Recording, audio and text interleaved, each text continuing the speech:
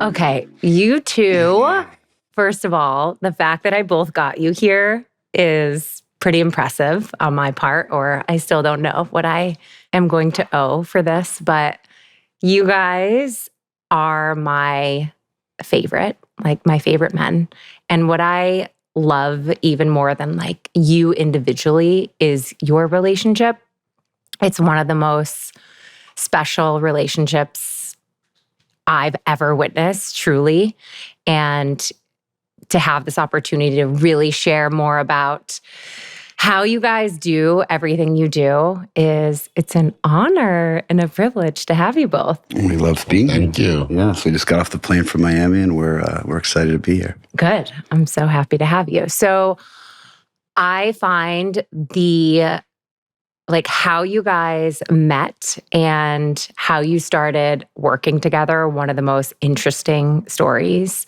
So I think that was probably one of the most asked questions when I asked people too. Mm-hmm. So if you can share really from both of your perspectives though, because they're so different when I hear them from both of you. I told this story 4 times in Miami, by the way. This weekend, yeah. Okay. We get asked this one a lot, actually. It's really good. So yeah, we try to give a different answer every time, so no one will ever know the real story about us. Who wants to take it away first? Why don't I'll say how I first met you, and you see if it was a different perspective. Okay. I was playing high school football. That was my entire life at Riverdale here in New York. I thought my whole life was football. So being the captain of the team, I was tasked with doing the homecoming party. And instead of doing it at somebody's house, like it normally always was, that was always broken up by like some cops or some parents calling it in, I decided to trick an Irish pub owner on the Upper West Side that I was a Columbia grad student and that I needed to throw a graduate party for Columbia students. So he ended up giving me the bar. He was in the back. I was able to charge a cover at the door and invite all of the kids for the homecoming party, all the alumni, all the kids. And the summer before, I had gone to a football camp, so I met all the other captains of other football teams, so I invited all the other schools. So I had about 800-900 people in this Irish pub on the Upper West Side for my first time I've ever dove into like nightlife or doing anything, and I was 18 years old. My co-captain was collecting the door. He was about 5'11", 250 pounds, and he was collecting $5 at the door, or $10, or whatever it was. And I was inside, and he said, we got about 15 guys outside that want to come in. We're at capacity, and we don't know these guys. So I came out at the door, and that's when I met Noah. Is that true? I think that was the first time we actually had met in person. But Jason's being very politically correct here. Just give it to us. I think other people called that group of 15 a gang, but it wasn't. It was a group of 15 guys that were not invited to the party and were kind of there crashing. And as the politician I was tasked with being the spokesperson or negotiator. And I had to negotiate our way in with Jason and his door guy, Thinks. And, that was the first time we met. Yeah, you got to understand the brevity of this. We were in our Hush Puppies and our Gap sweaters, and Noah was in a Raider starter jacket with 15 guys that looked like they could tear the place apart. So that's the brevity of it. Nevertheless, we made it in. Everything was good. And, I knew who Jason Strauss was after that. And we had been hearing each other's names through like mutual friends. I had friends that went to his school. We were both throwing parties. I had been promoting clubs in downtown. Jason was the, Riverdale guy that knew all the older Riverdale students. And after that night, we started to talk. And I think I approached him about combining forces on a party that we would kind of get our two different crowds together. It was also older promoters seeing that you could do it and we could do it. And before then, there wasn't really IDing at the door. So they were doing high school parties, college parties, and they put us together. So Jay and I started working together 30 years ago. Around this month, so it's probably our anniversary. Yeah, pretty. I was trying to we were seniors in high school. I was 17, and I think one of the first parties we did was a prom party. It was the after prom party for a prom Jason was going to, and I convinced him to make a deal to bring everybody from this prom to a place I was working, coordinating prom parties at for different schools. Country Club, Upper East Side. Yep. And then and he didn't even show up. He sent his brother Matt to collect his money, and he took a limo to the Hamptons. But it was okay. Enough kids showed up that we were fine. And then from there, we just started talking. We both, we found places to promote together. We were doing things separately, but we kept running into each other. Then we got to college in the fall of '93 and realized that we both had a lot of mutual friends, a lot of new mutual friends, kids that we met in our dorms and our fraternities. Well, when he went to Miami University, I went to Boston University. A majority of our fraternity came from the tri-state area. We were just drawn to like being together, and we had like when you got there, like the kids from Long Island or Westchester found the kids from New York, and vice versa. So when we both landed there, our fraternity brothers, our pledge brothers, were all friends. So we were keeping in touch that way, and like kind of realizing that we had a lot of college friends that were gonna be our friends for a long time. So when was the moment, though, that I know there was one story that is the best story, you have to share it, when you you threw a party together, and then when it came to collecting the money at the end, there was a bit of an issue. No, it was more than that.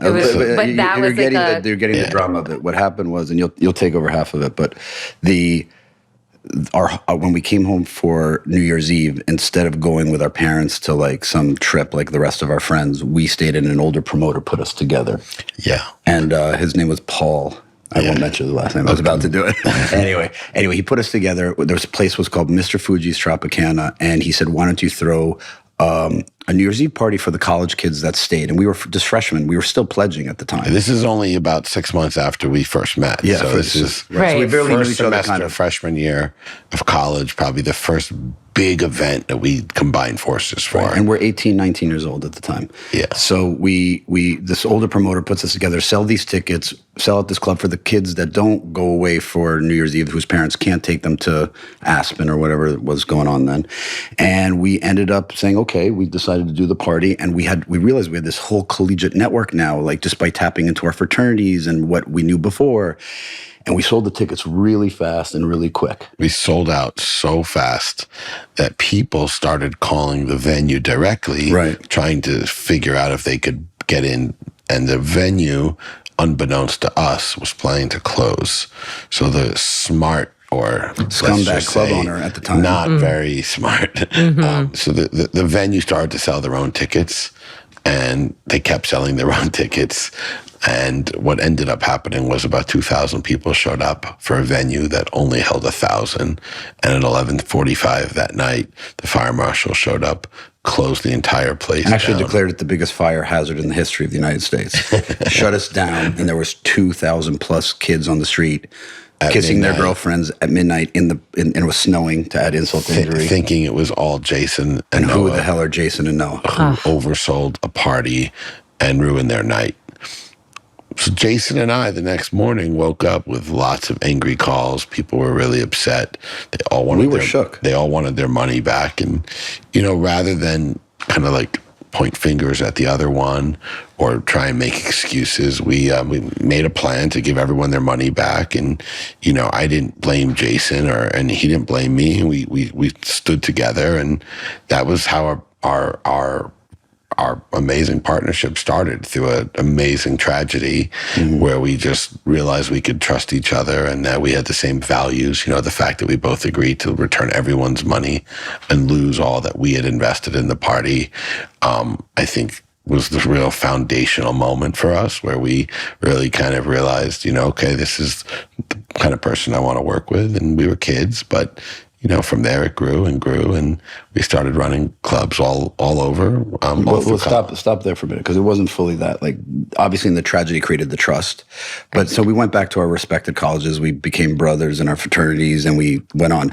The summer soon came, and I went to go get an internship, and I'm about to start getting an internship. Noah goes, "Hey, let's start throwing parties again." I go, "Noah, no one's going to come to our parties again. We were laughingstocks. We ruined so many people's New Year's Eves."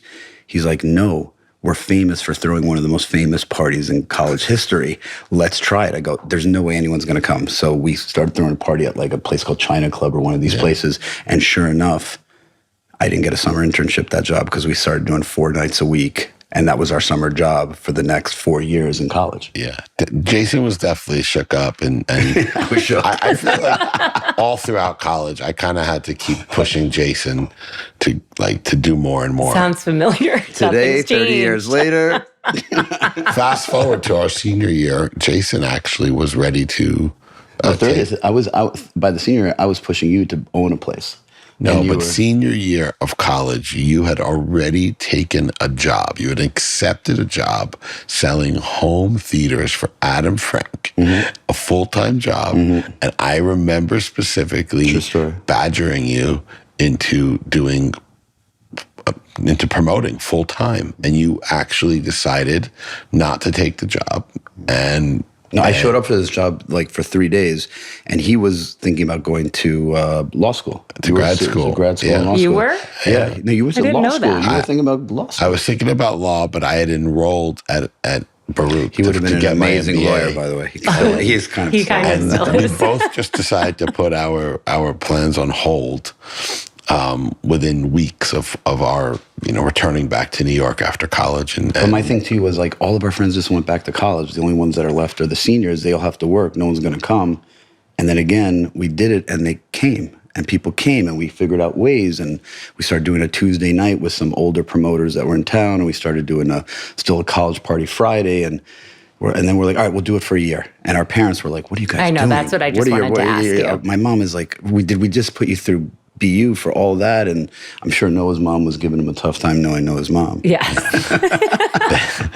Our parents were not very happy that we decided to kind of go liability. What if somebody slips and falls? No. What if there's nightclubs full time? Right out of college, they had just put us through 4 years of private college, and they were not thrilled. But I think both Jason and I were able to make enough money within the first few months of doing that full time that we actually both bought our own apartments in New York City.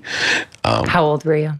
I was 22. I was actually still 21. No, you're younger. And Jay was 22. And we both put deposits down on studio co-ops in doorman buildings in downtown Manhattan. And I think our parents were like, wow, like they both realized like that's pretty impressive for our kids at this age to not only have earned and saved enough money, but to have the response, to think responsibly that they're not going to just go out and like buy a car or spend the money on a trip, that they actually wanted to invest in real estate. But from that point on, we were like full on into this. We were fully, and we took both of our studio apartments and turned them into offices. We had 3 or 4 people working in them at all times doing phone calls. There was no emails back then. There was no social media. So it was all phone calls and collecting numbers at your last party and then inviting people back, and this whole sort of grassroots way we were garnering all these people together. I love this part of it. That's what I wanted to ask you, because it was so different when you started, and what the like creative concept was, because I've seen some of the invites that are literally 30 years old that you still have saved, Noah. How did you guys like creatively come up with like the concepts for the invites? Because I think knowing you both now and like understanding how you work together, I would argue that you're both amazing at marketing. Like it's just like you had this understanding of what called people in. So like what was the methodology behind like getting people to come? It was all really intuition. It was just having good intuition to know sort of where people would want to go, what places, on what nights, and sort of putting together the right packaging that would help, make them want to go like week after week. So whether it was having the right teams of promoters or having DJs, understanding the location, knowing how much you could charge, like we had this intuition at a really early age that enabled us to really, kind of create these events that people would come to. And what was wild is that we always thought we weren't going to do well. We always thought that we would have like low attendance or the venue wouldn't be, it wouldn't work. And the more we doubted ourselves, the better we did. And it was that came with our work ethic. Like that created the work ethic. because we always thought we were going to like not figure it out. But to Noah's point also, we had the instinct, but it came from, if we weren't doing a party, we were going to 5 other parties. If we weren't at a party, we were looking at what the older guys were doing. If we weren't at a party, we were flying to Ibiza with whatever money we had left, which we barely had any money after we paid for our apartments, to go to Ibiza and took 15, 20 flyers at the, in town, and then came back and try to figure out our own way of like doing it. There's also not a good idea you can't copy sometimes. So we would do our own versions of it. I feel like you guys, to this day, like you're just always thinking and seeing things. And Jason and I traveled a lot when we were like in our early 20s. And I think, we would just kind of like get on a plane and, hop, go to LA, go to London, go to cities where we would get inspired, where we would go out, we would, meet other people in the industry. We would just go to venues. And I think even to this day, that's one of the things that's kind of kept us going these last 30 years is we're always willing to like jump on a plane, go somewhere new, go get ideas, when we travel, even at this stage in the game where at least half of us have children. Like we're still out and about. We're waiting for that one. We're still out and about, even when we're, traveling, looking for inspiration, for new creating new places, creating new concepts. But look at the full circle. We were just in Miami now. And one of the first nightclubs we went to Miami for inspo was Mint. And we walked by, and Mint is still there 30 years later. Or maybe 25 years later. It's still there. Yeah. I remember But he was in Miami before him. But when we started going together after we became like, we treated this like a business. Yeah. It's still there. Like we walked by there. We were walking down, it was like, what road is that? Washington. And we're just like, I can't believe this fucking place. And now we're opening our first place in Miami. In Miami. Yeah, finally Miami. That is full circle. It's I think it's full circle for Noah since he went to Miami and cut his teeth a lot. He was vanning and funneling and shipping people in from Miami University and having like the top football players that all ended up becoming like the biggest NFL players all coming in to do all sorts of events down there. So for him to finally have his venue there, it really is a true story to like the narrative of how he started. When we open Casadonna next month, it's definitely going to be full circle for me. 26 years after I graduated. And I don't think we're going to open up anything in Boston, so I'll enjoy Miami with you. Okay. You never know. You never know. We are going back. We do go to Boston. Yeah, we're going to Boston tomorrow. Yeah. Yeah, that's true. When you were first traveling, Noah, you've like told me stories that you guys like would stay in, like you'd have to like get rooms because you didn't have enough money for your own hotel rooms. Can I share that? Jason and I used to share hotel rooms. Not beds, but rooms. Not beds. I remember the first time the first time we went to LA, we got a room at the Mondrian, right? It was a way to help make sure we can get into Sky Bar. And I remember Sky Bar was the hottest club. It was a Randy Gerber owned venue. I remember sharing a room, and we got the bed. That they had a bedroom, and they had a couch with a pull-out bed. Who got the pull-out? I think I took the pull-out that first trip. Yeah. How do we remember this? And I remember the first time we went to Vegas, it was actually Jason, Andrew, and I, 3 of us together. Andrew Sasson and I, and Jason. Well, Andrew became a hospitality owner in hospitality at the Bellagio. Well. That's how long ago. The 3 of you. 3 of us. It was a suite, but still, it was 3 of us sharing it because at the time, those types of business expenses were things that we were really careful about. We've come a long way. Let's just say that. So how do you, I think, like to even wrap my head around how you took it from, throwing parties to opening your first venue together, which was, what was the name of it? First Conscious Point. venue that we opened as owners was called Conscious Point, yes. And what was the first place in the city? Luan. And Luan was a great restaurant, though. I mean, a great lesson for us because it was a restaurant that we ended up doing with the Baldwin brothers.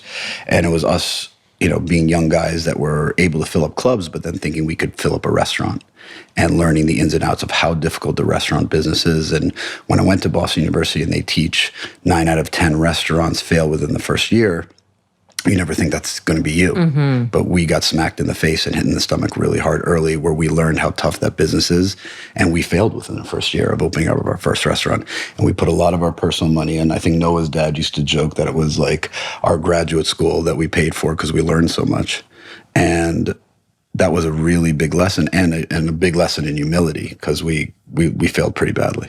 I don't think I've ever really heard you guys share that story. Yeah, we always talk about it when we talk at Harvard and some of our other, Yeah, people say, do you guys ever fail? And we always say, yeah. I mean, the first real place that we did in Manhattan was, it was a failure by our standards, right? Because it wasn't profitable. It was publicly very popular, very trendy. Mm-hmm. At the time, it had a really chic crowd. People loved going there. But for us, it was a failure. We actually, not only did we not make money, when we ended, we didn't even make our investment back. So Jay and I always talked about that was our sort of version of grad school. We always said, Luan, while it was, great lesson, it was expensive. So how do you come from facing a failure like that to deciding you're going to keep going? I think this was one of the biggest questions people asked. After we had that failure, we still were working, doing parties. And at the time, soon after, we got approached by a lot of corporate companies to do events, launch brands, integrate the brands into different ways. And we started doing liquor marketing promotions and got really good at that. And then we were also doing promotion. We sort of slowed down on the nightclub stuff, built a liquor marketing company, an events company, and sort of corporate promotions company. But then other nightclub owners came to us with opportunities. And then with Sweet 16 was our opportunity to do another Ultra Lounge again, where we had taken some time off, built this sort of side business as a marketing company, and had another shot to get back in sort of an ownership partnership with another group. And that was a smash success. It was a small little lounge on 16th Street, and we took it over. My brother was the GM. And Sweet 16. Sweet 16. That was the first club I ever stepped foot in New York. Oh, really? Yeah. We didn't even know you then. And I remember walking in and seeing two famous people and being like, it was what? Like 2,000 square feet or probably smaller, and was packed 7 nights a week. And that really kind of brought us back into that world and showed us that we could do more and more and more.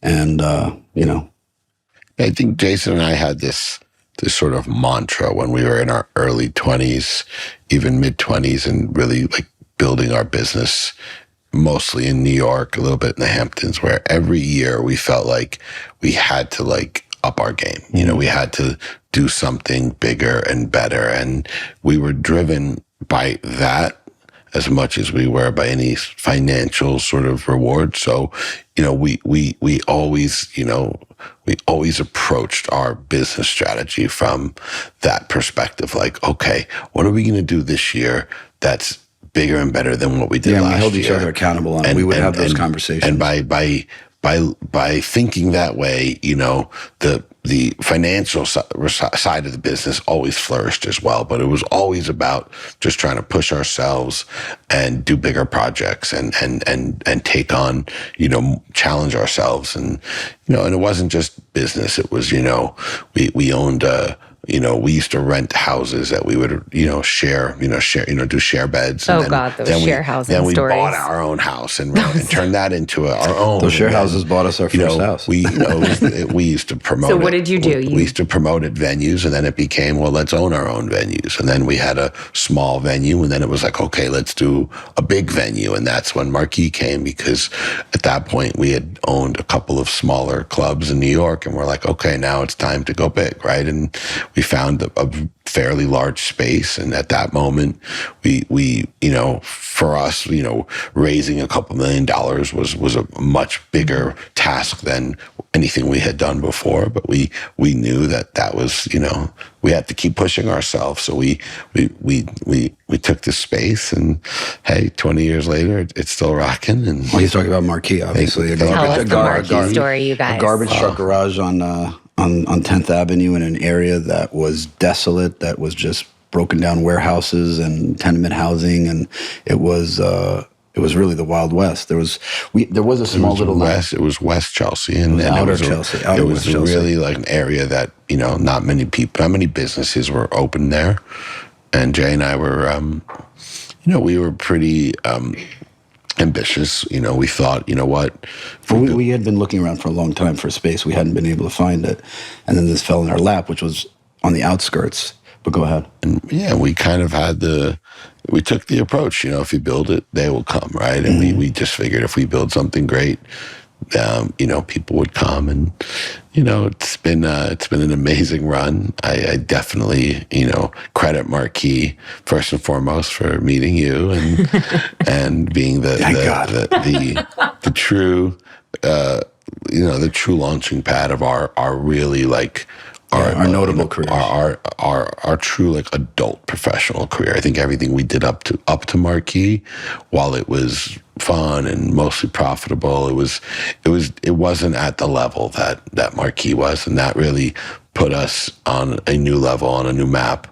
It opened the doors for us to then also, partner with Mark Packer and Rich and do Tao and go to Vegas and everything else. But, the concept behind Marquis really was, how do we take all of these things that we've done now and do it on a bigger stage? And that's really what got us there. And, I think... and all the learnings we had from going to all the clubs, we applied all that there. You got to understand, when we first walked into Marquis, our lawyer Ron Fishman got us the listing. It had no roof. There was 15 pigeons flying in. There was no water in there. It was just a completely raw space. And we started to raise money for it, hand to mouth, point by point, going to people. And halfway through the project, we realized that the way to really compete in New York was to do 2 floors and have a hip-hop room and a house room, which was the smartest move we did. But to put that mezzanine and get a structural engineer to build a mezzanine was an extra, how much at the time? Couple hundred grand that we didn't have. And we were almost at the point where we couldn't finish the job, where we were literally really looking for people. And 1 or 2 people came in last minute. We finished the job. The beauty of the story is we paid back all the investors in 11 months, which was a major win. And one of those investors was Mark Packer, the owner of Tao Group, and he was so amazed by what we could do. At the time, it was Tao Restaurant. Tao Restaurant, right? Tao Restaurant.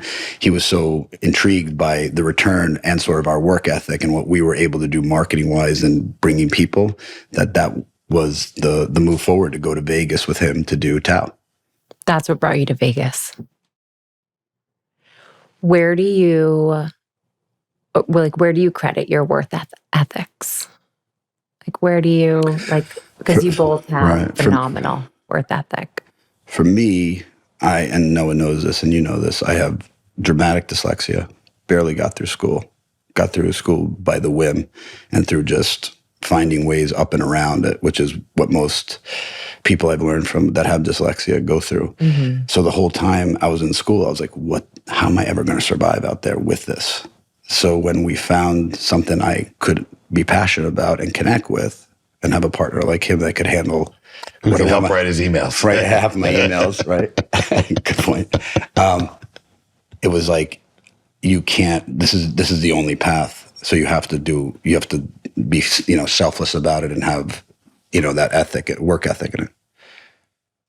I think I get my work ethic from my family. I think my parents always pushed me to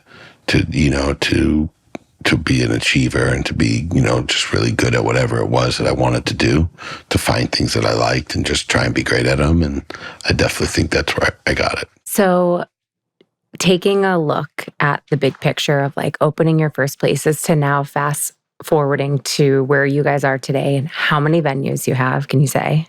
Almost 80. Almost 80 venues. How many employees? 6,000 in the U.S., roughly about 500 in the U.K., and we're in 26 cities. Tons of other people that work with us around the world in different capacities. So 6,500 actual employees at the moment with Tao Group. There's so many others in other capacities working with us as independent contractors and partnerships. So just taking that in, I feel like even for myself with having a business now, I always say it's helped me understand you more, and really both of you. And I mean, I can't even imagine the undertaking of that. Where do you find in your dynamic that it works? Being able to be partners for this long and deal with all the challenges that come on a day-to-day basis, but to be able to like persevere and continue to move forward and like each other, because you guys are best friends. Like you guys talk every single day. You like to be with each other. Like it's so much more than just like a working relationship. Well, I think understanding each other's like strengths and weaknesses is really, I think, the key part to having a great partnership, you know, knowing what Jason's good at and pushing him to kind of focus on what he's good at, and knowing where I have to compliment him on what he's not good at, and vice versa, I think is what creates a good partnership.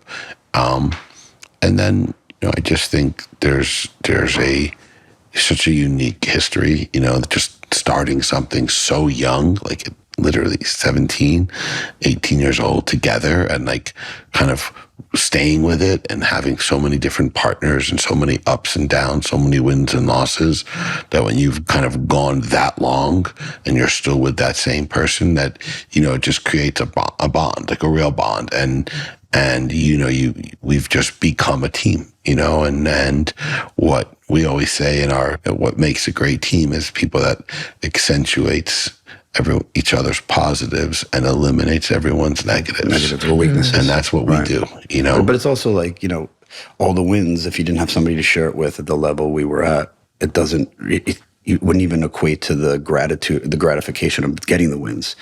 From us handing out flyers to now having this many venues around the country, around the world, is really just, it's incredible. But the way I think we manage is that we have been in all those positions. We were bartenders, we were doormen, we were managers. And so when we manage down, we know what it's like to be at that level and then grow, because we've grown it from the beginning. Right. And what point did you know that someone, AKA Jason, had to go to Vegas? And how was that decision made? That was a bit of a conspiracy. That was a big conspiracy. I said to Jason, like, we have such a booming thing going on in New York that at the time Marquee couldn't have been hotter. That Marquee, you know, we can't both leave. And I remember saying, if you want to do Vegas, then you're going to be the one that has to go and spend the bulk of the time out there, and I'll stay here in New York, and I'll help, you know, I'll step up and spend more time at Marquee. And Jason had the vision, you know, he was the one who really saw the opportunity in Vegas and said, you know what, I'll step up, I'll go out there, I'll get it done. And here we are almost, you know, 20 years later, he's still. Yeah, there was a couple times that deal to go with Vegas with Mark went sideways. It almost didn't happen a few times because I don't think Noah really had the passion for it. It was going to be a lot of work. And I had seen what was happening out there. I think I'd maybe done one more trip or something connected with me. And I pushed him to do it. And it kind of got to the point where he's like, well, if we do it, you're the one that's going to take the lead and go out there and live there. And I was supposed to live there for 3 months. What? And 19 years later. And then 19 years later, years. I'm still a resident of Las Vegas, Nevada. It wasn't that I didn't want to go to Vegas or I didn't see the vision. I just was so nervous to lose what we had, to risk what we had built in New York. Yeah, that's and right. I knew that our personal presence was so critical at that time to our success. And I've always been the one to like kind of, you know, the bird in the hand, you know, like But that's what a lot of young entrepreneurs make the mistake of. They all think it's them. You have to be there, and not delegating down to create the layers to like do the handoff, which is what I think both of us were nervous about the expansion. It's like something that I think every young entrepreneur goes through, letting go. And Noah was just toiling with that at the time. Yeah, but that's also, you know, I remember specifically saying, if you go to Vegas, I need help sort of filling some of the stuff you did day to day. Mm-hmm. That's when we brought Rich Thomas in to be like a full-time part of the team. And that's when you said, all right, well, I'm going to take Goldberg with me to Vegas. So we kind of had two people that had been working side by side with us together up until that time. And Jake took one to Vegas. That are still a part of the team. And Rich stayed in New York. The company. And the plan was originally for Andrew Goldberg to stay in Vegas, and Jay was going to come back. And when Jason decided to stay there, I said, well, you got to send Goldberg back. So I actually... But then I asked you for my brother, and my brother I elevated two people, then ended up, kind of not filling in for Jason, but just sort of being people that I could delegate the stuff that I had previously delegated to Jason. And that's how Andrew and Rich came into sort of the fold with me day to day early on. So, it was definitely... That was a big step for us to like separate, not be together, and then find new people to layer in what we did and fill in the holes. And then I think that gave us the confidence to bring that model and have the confidence to do more and more, and then obviously grow the company. What do you love most about each other? Like, what's your favorite thing? You want me to give the whole speech I gave at the wedding? Actually, no, I really do. I could probably Just so recite some of it. I almost brought the gift that you gave us after the wedding, which Jason, this was the sweetest gift. He printed his entire speech, by the way, that he literally spoke from his heart. No notes, nothing. And it was... hands down, Noah, I think you can definitely back this up. Best wedding speech of all time. Probably the highlight of my life. It was the best speech I think I've ever heard. It also inspired me very much ever since. Now when I speak, I really don't read or hold cards anymore. Because you got to give it the respect it deserves to memorize it, or at least have the flow or the key points. If it's a moment like that for both of you, if I couldn't give you guys the respect to like do it that way, then that was like, I shouldn't have been the guy. Right. That's kind of how I feel too, which I understand. It's scary. It's scary to get up and to really vulnerably. I was fully hyperventilating beforehand. I ran in the back area. I had full breath work going on. Even back then I was doing breath work and got through it. You took a shot, right? No, I just took a shot right after. Oh, right after. I'd never been so drunk after. I went all in after.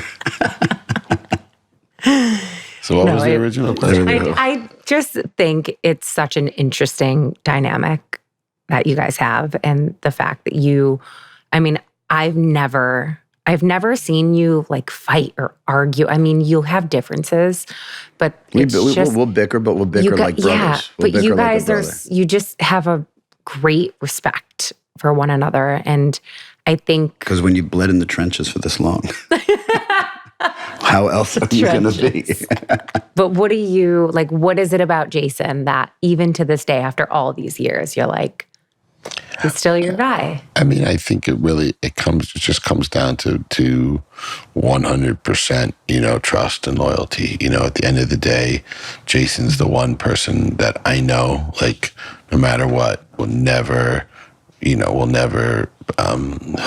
never screw me over. Like, he'll always be loyal and I can always trust him. And I think in business, it's just really so hard to find that in a partner. So when you do, you just have to hold on to it. Yeah.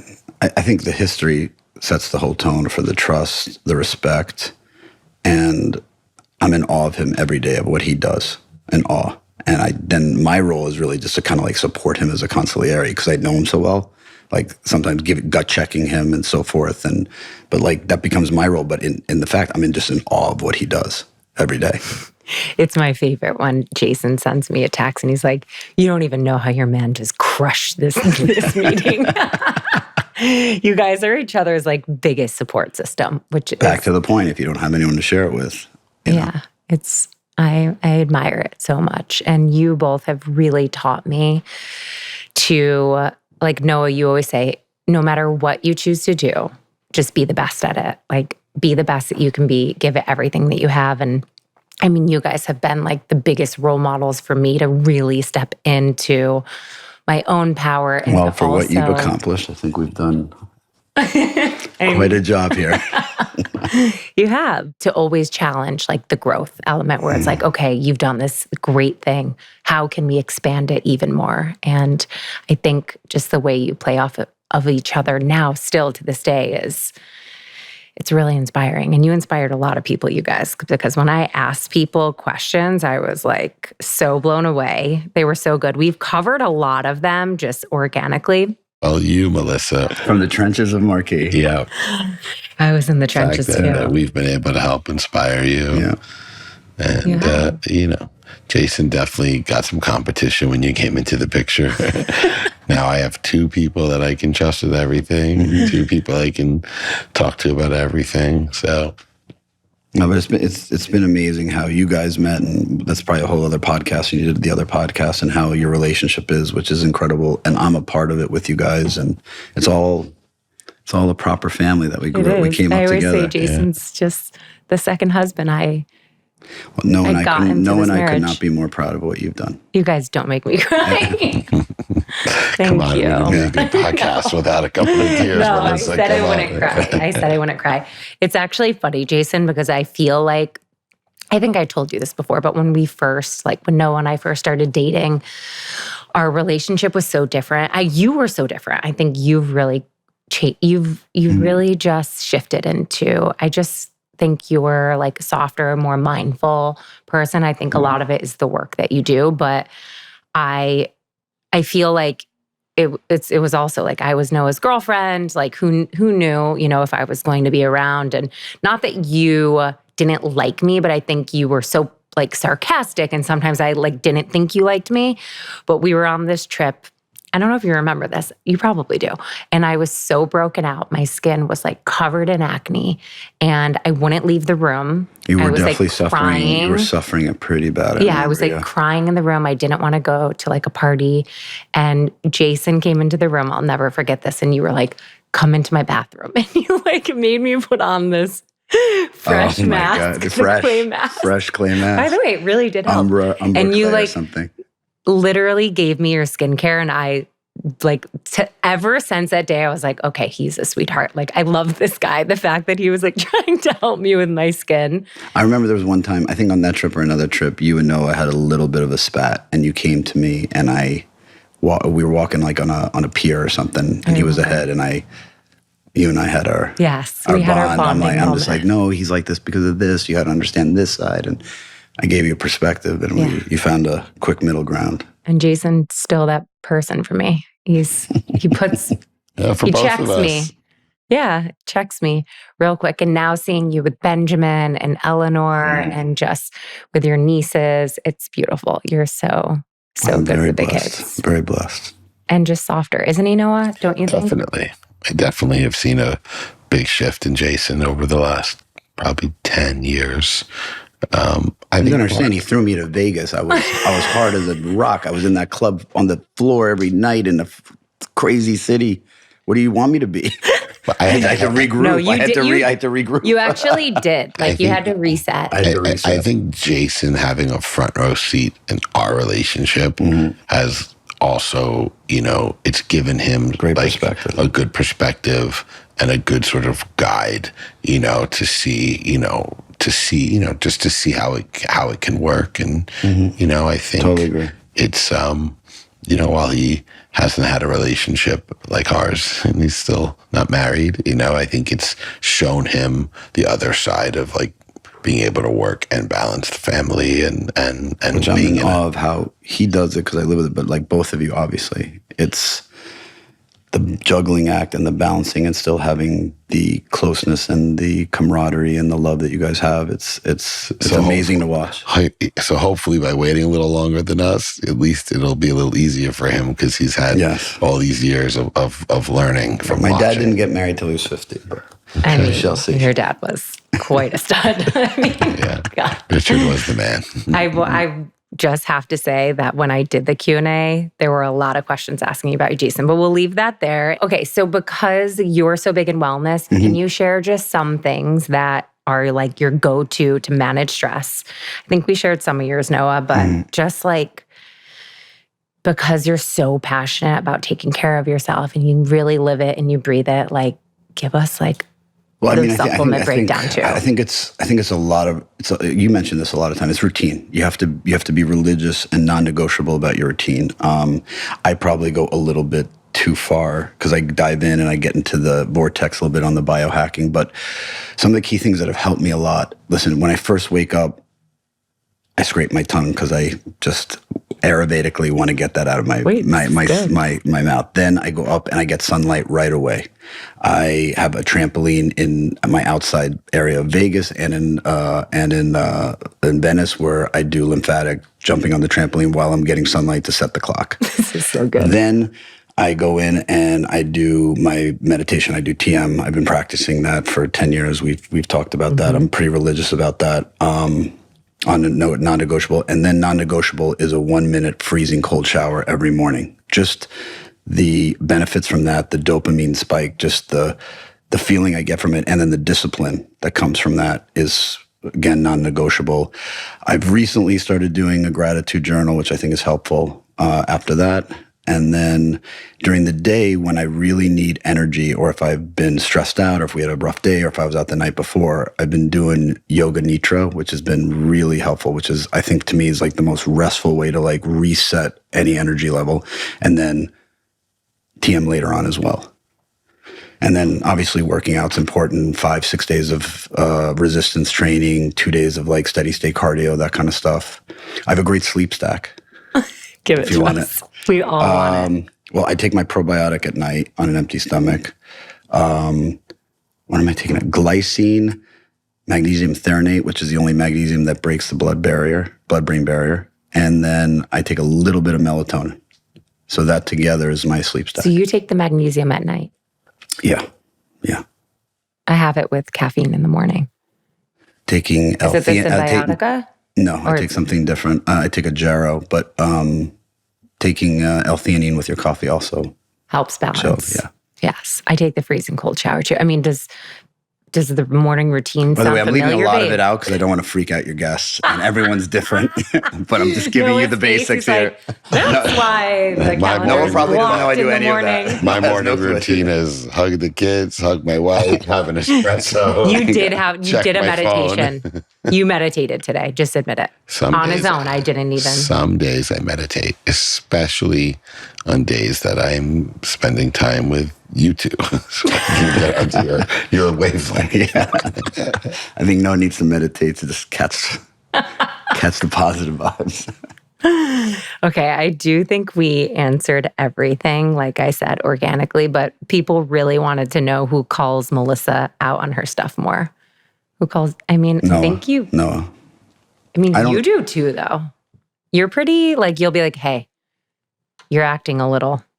Like, you've definitely put me in my place. If I was here more, then it would be me, obviously, if I'm not here. But I think definitely Noah now. But if I'm around more, I think I would call you. I think we'd be pretty equal. I would agree with that. Yeah. Well, thank you guys so much. I know you had a crazy day and your days are always insane. So to take time out to be here to share, you're going to inspire so many people. And thank you. I love you guys We love you. I love you. so much.